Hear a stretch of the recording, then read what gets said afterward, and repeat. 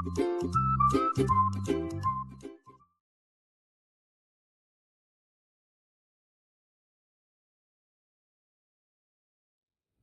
Friends, welcome to Avanthi's kitchen.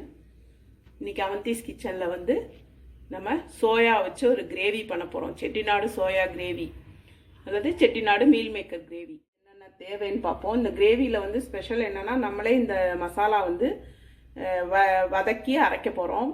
அதனால் இதுக்கு என்னென்ன தேவைன்னு பார்ப்போம். இது வந்து சோயா வந்து நல்லா வெந்நீரில் ஊற போட்டு இந்த மாதிரி எடுத்து வச்சுக்கணும், பிழிஞ்சு நல்லா சாஃப்டாக. இது பட்டை, கிராம்பு, ஏலக்காய்.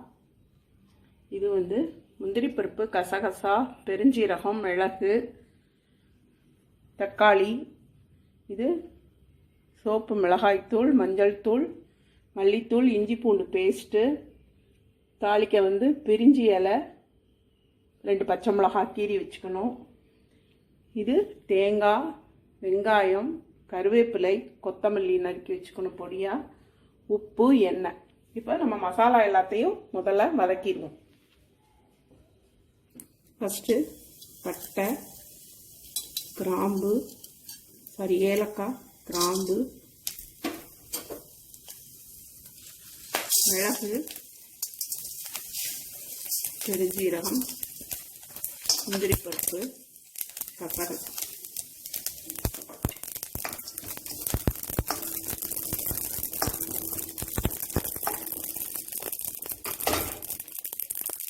அடுத்து இதில் வெங்காயம்,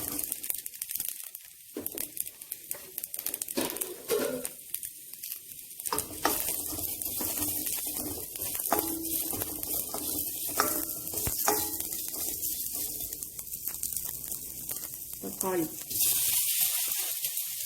இப்போ கிரேவி வந்து நிறைய வேணும்னு நினைக்கிறவங்க வந்து வெங்காயம் தக்காளியை வந்து கூட போட்டுக்கலாம்.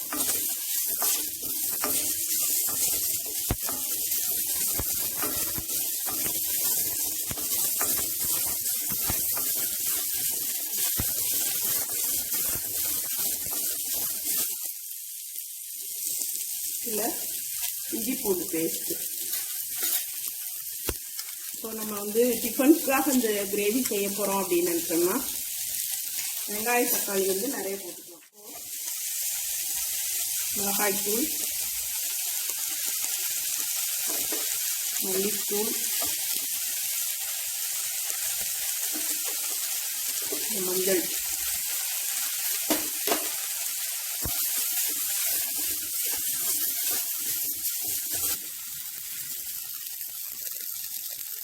இதில் வந்து கொஞ்சம் கருவேப்பிலை சேர்த்து அரைச்சோம்னா நல்லாயிருக்கும். இந்த கருவேப்பிலை போட்டாச்சு. கடைசி தேங்காய்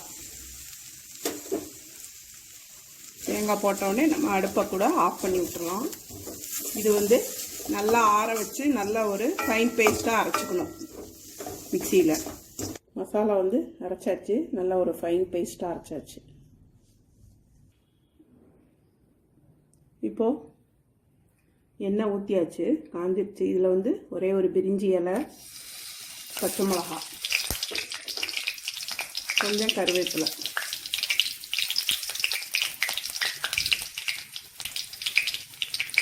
இப்போது அரைச்ச மசாலா. இது வந்து காளான், பன்னீர், நான்வெஜ்ஜு எல்லாத்துக்குமே இந்த மாதிரி ட்ரை பண்ணலாம். ரொம்ப இந்த மசாலா வந்து ரொம்ப நல்ல ஒரு டேஸ்டியான மசாலாவாக இருக்கும்.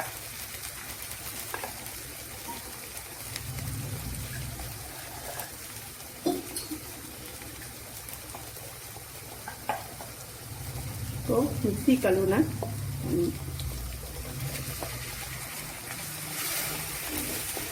இனிமேல் நல்லா டைல்யூட் பண்ணலாம், கெட்டியாக இருக்குது.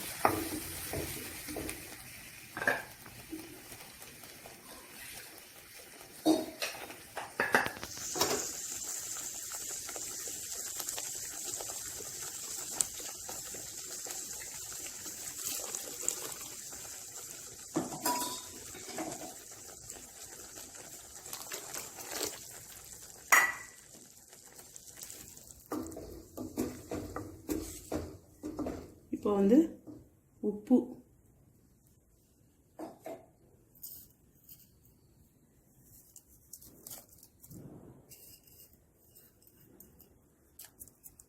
இது நல்லா கொதிக்கட்டும். மசால் வந்து நல்லா கொதிக்க ஆரம்பிச்சிருச்சு. இந்த ஸ்டேஜில் வந்து நம்ம இந்த மீல் மேக்கரை சேர்த்துடலாம். Soya chunks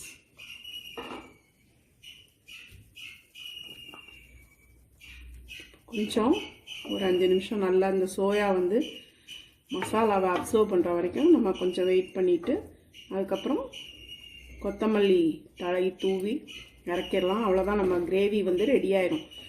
soya Chettinad gravy.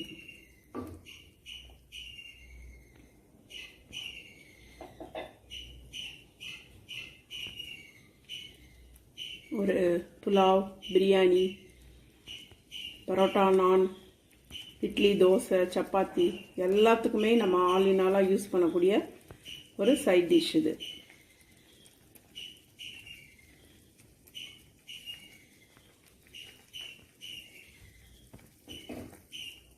இந்த சமயத்தில் வந்து நம்ம உப்பு காரம் எல்லாம் செக் பண்ணிக்கலாம்.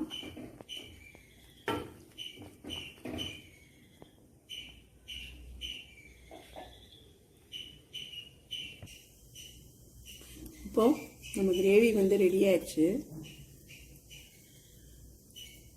இதில் கொத்தமல்லி தூவிட்டு நம்ம வந்து சர்வ் பண்ணிடலாம். இதில் வந்து ஒரு டிப்ஸு கடைசியாக என்னென்னா, நம்ம இதை இறக்குறதுக்கு முன்னாடி இதில் வந்து ஒரு ஸ்பூன் நெய் விட்டு இறக்கணுன்னா ரொம்ப நல்லா ஒரு ஃப்ளேவரோட ரொம்ப ஒரு ரிச்சான டேஸ்ட் இருக்கும்.